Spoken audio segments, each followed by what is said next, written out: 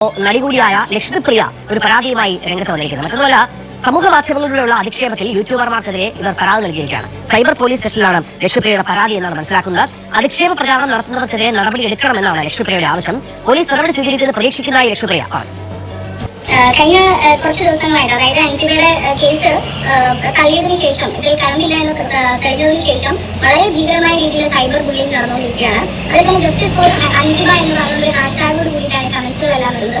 ഒപ്പം എന്നെപ്പറ്റി അപകീർത്തികരമായ പലതരം വീഡിയോസും പുറത്തു വന്നുകൊണ്ടിരിക്കുന്നുണ്ട്. അതതിന് മുമ്പും ഉണ്ടായിരുന്നു. ഞാൻ പത്രസമ്മേളനത്തിൽ തന്നെ പറഞ്ഞു, ഞാൻ ഡിഫമേഷൻ ഒക്കെ കൊടുക്കുകയാണ്, അപ്പൊ നിങ്ങൾ ഇങ്ങനത്തെ വീഡിയോസ് ഒക്കെ പിൻവലിച്ചുകൊള്ളൂ എന്ന് ഞാൻ ഓൾറെഡി പറഞ്ഞതാണ്. പക്ഷേ ഇപ്പോൾ കഴിഞ്ഞ ദിവസങ്ങളൊക്കെ വളരെ നമുക്കൊരു മനുഷ്യന് തുറന്നു നോക്കാൻ പോലും കഴിയാത്ത രീതിയിലുള്ള തലക്കെട്ടുകൾ ചേർത്തുകൊണ്ട് വരികയാണ്. അതിന്റെ അടിയിൽ മുഴുവനും ഇങ്ങനത്തെ മോശമായ കമന്റ്സുമാണ് വരുന്നത്. അപ്പൊ അതിന്റെ അടിസ്ഥാനത്തിൽ നമ്മളൊരു കുട്ടിയെ സ്നേഹിച്ചു കൊണ്ട് നടന്നതിന്റെ പേരിലാണ് നമ്മൾ ഈ വേദനകളെല്ലാം അനുഭവിക്കേണ്ടി വരുന്നത്. അതിന് വളരെയധികം പ്രയാസമുണ്ട്. അത് ആര് ചെയ്യിപ്പിച്ചാലും കുറ്റക്കാരെ കണ്ടെത്തി അർഹമായ ശിക്ഷ കൊടുക്കണം എന്ന് പറഞ്ഞുകൊണ്ടാണ് ഞാനിപ്പോ ഇവിടെ പരാതി കൊടുക്കാൻ. 2 മിനിറ്റിൽ തീരുമാനിക്കുന്ന കാര്യം അൻസിബ ഒരു വലിയ വിഷയമാക്കി മാറ്റി. അതുകൊണ്ട് ലക്ഷ്മിപ്രിയ 10 കോടി രൂപയ്ക്ക് മാനനഷ്ട കേസ് കൊടുത്തു. അൻസിബയ്ക്ക് എന്ത് സംഭവിക്കും? മാനനഷ്ട കേസ് കൊടുത്തിട്ടില്ല. അതാണ് എനിക്ക് നാട്ടുകാരോട് ആദ്യം തന്നെ പറയാനുള്ളത്. മാനനഷ്ട കേസ് കൊടുക്കണമെങ്കിൽ ആദ്യമേ തന്നെ നിങ്ങൾ ഒരു നോട്ടീസ് അയക്കണം. ആ നോട്ടീസിൽ ഈ 10 കോടി രൂപ വെക്കാൻ എളുപ്പമാണ്. കാരണം വെച്ചാൽ പേനയും മറ്റേ മഷിയും മാത്രം മതി, വ്യക്തിയുടെ അടുത്തുള്ള പ്രിന്ററും മാത്രം മതി, മഷിയും മാത്രം മതി, പേപ്പറും മതി. അതിപ്പോ ഇത്രയല്ലേ ചിലവ് വരുള്ളൂ. അതിന് 10 കോടിയൊക്കെ അടിച്ചു കൊടുക്കാം. അൻസിബ അവിടെ ചെന്ന് നോട്ടീസ് കൈപ്പറ്റും. കൈപ്പറ്റിയതിന് ശേഷം അൻസിബക്ക് ഇഷ്ടമുണ്ടെങ്കിൽ മറുപടി കൊടുക്കാം. ഇനി മറുപടി കൊടുക്കാതിരിക്കാം. മറുപടി കൊടുക്കാതിരുന്നാൽ അവർ പറഞ്ഞേക്കുന്ന ഡേറ്റ്, അതായത് 15 ദിവസമായിരിക്കും ഏറ്റവും കുറഞ്ഞത്. 15 ദിവസത്തിനകം അല്ലെങ്കിൽ 1 മാസത്തിനകം മറുപടി കിട്ടിയില്ലെങ്കിൽ അവർക്ക് മാനനഷ്ട കേസുമായിട്ട് മുന്നോട്ട് പോകും. Civil case. നമസ്കാരം, പുതിയൊരു വീഡിയോയിലേക്ക് എല്ലാവർക്കും സ്വാഗതം. അൻസിബ ലക്ഷ്മിപ്രിയ വിഷയം ഇങ്ങനെ കത്തിക്കൊണ്ടിരിക്കുകയാണ്. അതായത് ഇപ്പോഴും പുതിയൊരു ഹാഷ്ടാഗും കൂടി വന്നിട്ടുണ്ട് എന്നാണ് ലക്ഷ്മിപ്രിയ ആരോപിക്കുന്നത്. വേറെ ഒന്നുമല്ല, അൻസിബേനെ എല്ലാവരും സേവ് ചെയ്യണം എന്നുള്ള തരത്തിൽ. അതുകൊണ്ട് തന്നെ ലക്ഷ്മിപ്രിയ ഇന്ന് ചില കാര്യങ്ങൾ കൂടി കാണിച്ചിട്ടുണ്ട്. എന്താണെന്ന് വെച്ചാൽ ഒരുപാട് യൂട്യൂബേഴ്സിൻ്റെ മേലെ കേസ് കൊടുത്തിട്ടുണ്ട്. അതായത് അവരെ അപകീർത്തിപ്പെടുത്തുന്നു എന്നൊക്കെ പറഞ്ഞിട്ടുള്ള കേസുകളാണ്. അതായത് എനിക്ക് തോന്നുന്നത് എന്താണെന്ന് വെച്ച് കഴിഞ്ഞാൽ ഈ കേസിന്, അതായത് ഇവരെ വീണ്ടും വീണ്ടും വാർത്തകളിലേക്ക് കൊണ്ടുവരാനുള്ള എല്ലാ കണ്ടന്റുകളും കൊടുക്കുന്നത് ഇവർ തന്നെയാണ്. അല്ലാതെ നിങ്ങളൊരു ആലോചിച്ച് നോക്ക്, ആരെങ്കിലും ചെയ്യുന്ന പണിയാണോ? ഈ 10 കോടി രൂപയുടെ മാനനഷ്ട കേസ് കൊടുക്കും എന്ന് പറഞ്ഞിട്ട് ഇങ്ങനെ വരുമ്പോഴേ ഇവർ വിചാരിക്കുന്നത് എന്താണെന്ന് വെച്ചാൽ എല്ലാവരും ഇതങ്ങ് കേട്ട് വിഴുങ്ങും. അതായത് ഇതിനെപ്പറ്റി അറിവും ബോധവുമുള്ള ആൾക്കാർ ഒരുപാടുണ്ട് എന്നറിയാലോ. പിന്നെ വീണ്ടും വീണ്ടും വന്നിട്ട് ഇതുപോലെ പറയേണ്ട ആവശ്യമുണ്ട്. അതായത് 10 കോടി രൂപയ്ക്ക് അറിയുന്ന ആൾക്കാരൊക്കെ പറയുന്നത് 1 കോടി രൂപയോളം കെട്ടിവെക്കണമെന്നാണ്. അങ്ങനെ ആ 1 കോടി രൂപക്ക് പിന്നെ ഇത് കാണിച്ചു കൊടുക്കേണ്ടി വരും. അതായത് ഇത് എവിടെ നിന്നാണ് 1 കോടി രൂപ ഉണ്ടാക്കിയത്, എങ്ങനെ ഉണ്ടാക്കിയത് എന്ന് കൃത്യമായിട്ടുള്ള കാര്യങ്ങൾ കാണിച്ചു കൊടുക്കേണ്ടി വരും. അപ്പം അങ്ങനെ കാണിച്ചു കൊടുക്കാനില്ലെങ്കിൽ പിന്നെ ആ കേസ് അവിടെ തന്നെ മൂഞ്ചിപ്പോയില്ലേ. അതുകൊണ്ട് ഇവരെ ആരൊക്കെയോ എന്തൊക്കെയോ പറഞ്ഞ് തെറ്റിദ്ധരിപ്പിച്ച് ഇങ്ങനെ അങ്ങ് എന്താ പറയേണ്ടത്, ഒരു തരത്തിൽ പറഞ്ഞു കഴിഞ്ഞാൽ പലതരത്തിൽ വിടുവായിത്തരം ഇങ്ങനെ പറഞ്ഞുകൊണ്ടിരിക്കുകയാണ്. അതാണെങ്കിൽ ഇവിടെയുള്ള ആൾക്കാരുടെ അടുത്ത് വെച്ച് അങ്ങ് റിയാക്ട് ചെയ്യുകയും ചെയ്യും. അതാണ് പ്രശ്നമായിട്ട് വന്നത് എന്നാണ് എനിക്ക് തോന്നുന്നത്. പിന്നെ മറ്റൊരു കാര്യം എന്ന് പറഞ്ഞു കഴിഞ്ഞാൽ ലക്ഷ്മിപ്രിയ പറഞ്ഞൊരു കാര്യം എന്താ വെച്ചാൽ ഇന്നത്തെ കേസ് കൊടുക്കൽ. ആ കേസ് കൊടുക്കൽ എന്ന് പറഞ്ഞാൽ ഇവരെ ഇപ്പോഴും എന്ന് പറഞ്ഞു കഴിഞ്ഞാൽ പല കാര്യങ്ങളും എടുത്തു വെച്ച് ആൾക്കാർ റിയാക്ട് ചെയ്യുന്നു. അതായത് ഇന്നലെ ഞാൻ ഏതൊരു വീഡിയോയിൽ കണ്ടു, എന്തോ ഉദ്ഘാടനത്തിന് പോയത് എന്തോ കണ്ടു, അതൊക്കെ എടുത്തു വെച്ചിട്ട് ഒരുപാട് ആൾക്കാർ ഇങ്ങനെ റിയാക്ട് ചെയ്യുന്നു. അതൊന്നും ഇല്ലാത്ത കാര്യങ്ങളാണെങ്കിൽ കൃത്യമായിട്ട് ലക്ഷ്മിപ്രിയ കേസ് കൊടുക്കണം എന്ന് ഞാൻ പറയുന്നുണ്ട്. അതായത് നിങ്ങൾ അങ്ങനെ പോയിട്ടില്ല, അല്ലെങ്കിൽ നിങ്ങൾ അങ്ങനെ ചെയ്തിട്ടില്ല, അവർ കാണിച്ച ഫോട്ടോയൊക്കെ ആണെങ്കിൽ, അല്ലെങ്കിൽ അവർ കാണിക്കുന്ന വീഡിയോസ്, അവർ കാണിക്കുന്ന തെളിവുകളൊക്കെ അല്ലെങ്കിൽ അവരുണ്ടാക്കിയതോ ആണെങ്കിൽ കൃത്യമായിട്ട് ഇവന്മാർക്കെതിരെ കേസ് കൊടുക്കണം എന്നാണ് ഞാൻ പറയുന്നത്. അതായത് കേസ് കൊടുക്കുമ്പോൾ അത് മാത്രവുമല്ല, അവർക്കും കൂടി ഒരു 10 കോടി രൂപ വെച്ചിട്ട് നഷ്ടപരിഹാരം അങ്ങ് അടിച്ചു കൊടുക്കുകയും കൂടി വേണമായിരുന്നു. അപ്പോൾ ഏതായാലും എന്ന് പറഞ്ഞാൽ 10-20 കോടി അങ്ങ് കിട്ടിക്കഴിഞ്ഞാൽ പുളിക്കോ? ചുമ്മാ ഇരിക്കുമ്പോൾ ഒരു 20 കോടി കിട്ടിക്കഴിഞ്ഞാൽ ഒന്നും ഒരു പ്രശ്നവും ഇല്ല. കൃത്യമായിട്ടെന്ന് പറഞ്ഞു കഴിഞ്ഞാൽ നല്ല സുഖത്തിൽ പിന്നീട് അങ്ങ് ജീവിക്കുക. അൻസിബൊക്കെ ഏതായാലും എന്ന് പറഞ്ഞു കഴിഞ്ഞാൽ ലാലേട്ടനെ പോലെയുള്ള അല്ലെങ്കിൽ മമ്മൂക്കാനെ പോലെയുള്ള ആൾക്കാരൊക്കെ എന്ന് പറഞ്ഞു കഴിഞ്ഞാൽ തുണയായിട്ട് വരും. അതായത് 10 കോടി രൂപ ഇപ്പോൾ നഷ്ടപരിഹാരം അൻസിബ കൊടുക്കണം എന്ന് പറഞ്ഞു കഴിഞ്ഞാൽ ഈ സിനിമാ ലോകത്തുള്ള എല്ലാവരും കൂടിയിട്ട് ഒരു പിരിവിനിറങ്ങും. അവർ നിമിഷം നേരം കൊണ്ട് 10 കോടി ഉറുപ്പിക ഉണ്ടാക്കും. അത് ഉറപ്പുള്ള കാര്യം തന്നെ. ഇനി യൂട്യൂബേഴ്സിന് വേണ്ടിയിട്ട് ഇറങ്ങിക്കഴിഞ്ഞാൽ ചിലപ്പോൾ അവന്മാർ തരും. അതായത് ചില യൂട്യൂബർമാരെന്ന് പറഞ്ഞു കഴിഞ്ഞാൽ കോടികളും 2 കോടി 3 കോടി സമ്പാദിക്കുന്നവരുണ്ടാകാം. അവരൊക്കെ ചിലപ്പോഴെന്ന് പറഞ്ഞു കഴിഞ്ഞാൽ പൈസ എടുത്തു തരാൻ ഈസിയാണ്. പക്ഷേ ആയിരങ്ങളും ലക്ഷങ്ങളും കിട്ടുന്നവന് കുറച്ച് വിഷമമുണ്ടാകും. പക്ഷേ അവർ പറയുന്നതായിരിക്കും ഞങ്ങൾ വലിയ ജയിലിൽ കിടക്കാം എന്ന് പറയും. അത്ര മാത്രമേ ഉള്ളൂ. എന്നാലും അൻസിബക്കെതിരെ കേസ് പോയി കഴിഞ്ഞാൽ 10 കോടി കയ്യിൽ കിട്ടും. അത് ഉറപ്പ് ഞാൻ പറയുന്നു. അതായത് അൻസിബക്കെതിരെ പോയി കഴിഞ്ഞാൽ തീർച്ചയായിട്ടും കിട്ടും.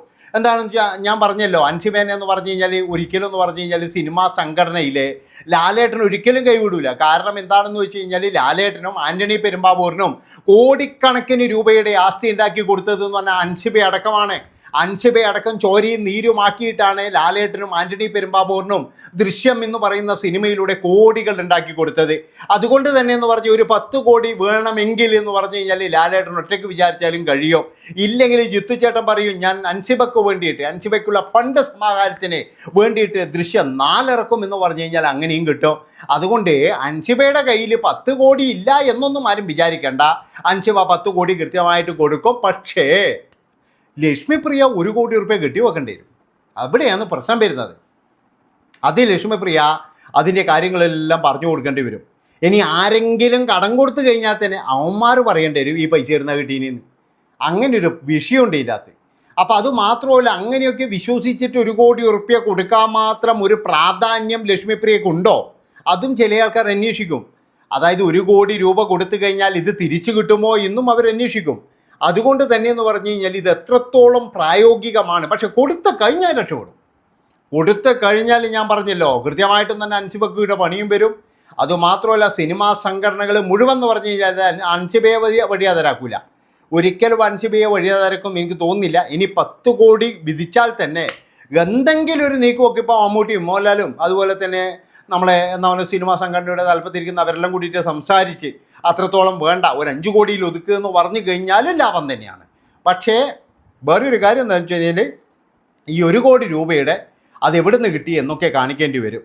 അതാണ് പ്രശ്നം. അതുകൊണ്ട് എനിക്ക് പറയാനുള്ളത് ലക്ഷ്മിപ്രിയോടാണ്. എന്താണെന്ന് വെച്ച് കഴിഞ്ഞാൽ അതായത് കഴിഞ്ഞത് കഴിഞ്ഞു. സംഭവം എന്താണെന്ന് വെച്ചാൽ എന്തോ ഒരു ഭീകരമായ ഒരു സംഭവം ലക്ഷ്മിപ്രിയക്ക് അൻസിബ അയച്ചു എന്നുള്ളതിൽ യാതൊരു സംശയവുമില്ല. പിന്നെ ചില ആൾക്കാരൊക്കെ എന്ന് പറഞ്ഞു കഴിഞ്ഞാൽ ഇന്നലെ നിങ്ങൾ ഈ കേസ് കൊടുത്ത് എന്ന് പറയുന്ന അത് കുറച്ച് യൂട്യൂബർമാരുടെ പേരിൽ കേസ് കൊടുത്തിട്ടുണ്ടല്ലോ. അങ്ങനെയുള്ള ഒരുപാട് ആൾക്കാരുടെ കുറേ കണ്ടൻറ്റുകൾ ഞാൻ കണ്ടു. ആ കണ്ടൻറ്റുകളിൽ എന്ന് പറഞ്ഞു കഴിഞ്ഞാൽ അവർ പറയുന്ന കാര്യങ്ങൾ എന്ന് പറഞ്ഞു കഴിഞ്ഞാൽ അത് തെറ്റാണെന്ന് നമുക്ക് വിശ്വാസമില്ല. ഒരു കാര്യം ഞാൻ പറയുകയാണ്, നമുക്ക് എത്ര പൈസ കിട്ടും എന്ന് തോന്നിക്കഴിഞ്ഞാൽ നമ്മൾ ഒരു സ്ഥലത്ത് പോകുമ്പോഴും വളരെയധികം സൂക്ഷിക്കണം. അതായത് പ്രത്യേകിച്ച് പറഞ്ഞു കഴിഞ്ഞാൽ എന്താ പറയേണ്ടത്, ലക്ഷ്മിപ്രിയയെ പോലെയുള്ള, അതായത് അവരൊരു കുലസ്ത്രീയാണ്, ഒരു അമ്പലവാസിയാണ്, അതുമാത്രവുമല്ല ഹിന്ദു ആ ഒരു ഇതിലെന്ന് പറഞ്ഞാൽ ഭയങ്കരമായിട്ട് മുറുകെ പിടിക്കുന്ന ഒരു വ്യക്തിയാണ്. പിന്നെ പലപ്പോഴും എന്ന് പറഞ്ഞു കഴിഞ്ഞാൽ ലഹരിക്കെതിരെയൊക്കെ പ്രസംഗിച്ച ഒരു വ്യക്തിയാണ്. അങ്ങനെയുള്ള ഒരു വ്യക്തി ഇപ്പോഴെന്ന് പറഞ്ഞു കഴിഞ്ഞാൽ ഞാൻ പറഞ്ഞല്ലോ ഇന്നലെ ഞാനൊരു വീഡിയോയിൽ കണ്ട ഒരു കാര്യമാണ്, അല്ലാതെ ഞാൻ നേരിട്ട് അന്വേഷിച്ചൊന്നുമില്ല. ആ വീഡിയോക്കാർ പറയുന്നത് എന്താണെന്ന് വെച്ച് കഴിഞ്ഞാൽ അതൊരു പേജിലുണ്ടായിരുന്നു, ആ പേജ് പോലും ഇപ്പോഴും കാണുന്നില്ല എന്നാണ്. ഏതായാലും ആ ഒരു റെസ്റ്റോറൻറ്റും കാര്യങ്ങളൊക്കെ റാസൽ ഗെയിമിൽ ഉണ്ട് എന്നാണ് എനിക്ക് തോന്നുന്നത്. ഏതൊരു ബാർ റെസ്റ്റോറൻ്റാണ് എന്നൊക്കെ പറയുന്നുണ്ട്. അങ്ങനെ ലക്ഷ്മിപ്രിയ പോയിട്ടുണ്ടെങ്കിൽ അത് തെറ്റ് തന്നെയാണ്, ഒരിക്കലും അതിനെ ന്യായീകരിക്കാൻ കഴിയില്ല. ഞാൻ പറഞ്ഞല്ലോ ലക്ഷ്മിപ്രിയയെ പോലെയുള്ള ഒരാൾക്ക് ആ പൈസ എനിക്ക് വേണ്ട, ആ പൈസ ഞാൻ വാങ്ങിക്കത്തില്ല. നിങ്ങൾ എന്ത് ഉദ്ഘാടനം വേണമെങ്കിൽ വിളിച്ചോ, പക്ഷേ ഇങ്ങനെയുള്ള മദ്യത്തെ ഇതാക്കുന്ന ഉദ്ഘാടനത്തിന് ഞാൻ വരില്ല എന്ന് കൃത്യമായിട്ട് ലക്ഷ്മിപ്രിയക്ക് വേണമെങ്കിൽ പറയാമായിരുന്നു. പക്ഷേ പറയാത്തത് കൊണ്ട് ലക്ഷ്മിപ്രിയക്ക് അവിടെ ഒരു വലിയ നഷ്ടം സംഭവിച്ചു. ഞാൻ പറഞ്ഞല്ലോ ഈ എല്ലാവന്മാരും ഒന്നെന്ന് പറഞ്ഞു കഴിഞ്ഞാൽ നല്ല ക്ലിയർ ആയിരിക്കില്ല. പൊതുവേ എന്ന് പറഞ്ഞു കഴിഞ്ഞാൽ ഈ ബാറൊക്കെ നടത്തുന്നവരൊക്കെ എന്ന് പറഞ്ഞാൽ ക്രിമിനൽ മൈൻഡുള്ളവരായിരിക്കും. അവർ ഒരിക്കലും ലക്ഷ്മിപ്രിയക്ക് നല്ലത് വരുത്തണേ എന്ന് പറഞ്ഞിട്ട് ഒന്നും തരൂല. ലക്ഷ്മിപ്രിയ ഒന്ന് നശിച്ചു പോണേ എന്ന് പറഞ്ഞിട്ട് മാത്രമേ തരുള്ളൂ. അതായത് അവരുടെ ലക്ഷ്യം എന്ന് പറഞ്ഞു കഴിഞ്ഞാൽ അവർക്ക് പല ലക്ഷ്യങ്ങളും ഉണ്ടാകും. ഞാൻ പറഞ്ഞല്ലോ ഇവിടെ ഇപ്പോഴെന്ന് പറഞ്ഞു കഴിഞ്ഞാൽ സിനിമാ താരങ്ങളൊക്കെ എന്ന് പറഞ്ഞാൽ ഇങ്ങനെയുള്ള ഹോട്ടലുകാർ വിളിക്കുമ്പോഴൊക്കെ ഓടി ചെല്ലും. ഇപ്പം രഞ്ജിനി പറയുന്നത് കേട്ടില്ലേ, രഞ്ജിനി ഇപ്പോഴും പറഞ്ഞില്ലേ അന്ന് രഞ്ജിനി അനുഭവിച്ചത്. അപ്പോൾ രഞ്ജിനി ഇങ്ങനെ അനുഭവിക്കുന്നുണ്ടെങ്കിൽ മറ്റുള്ളവരൊക്കെ എത്രത്തോളം അനുഭവിക്കും?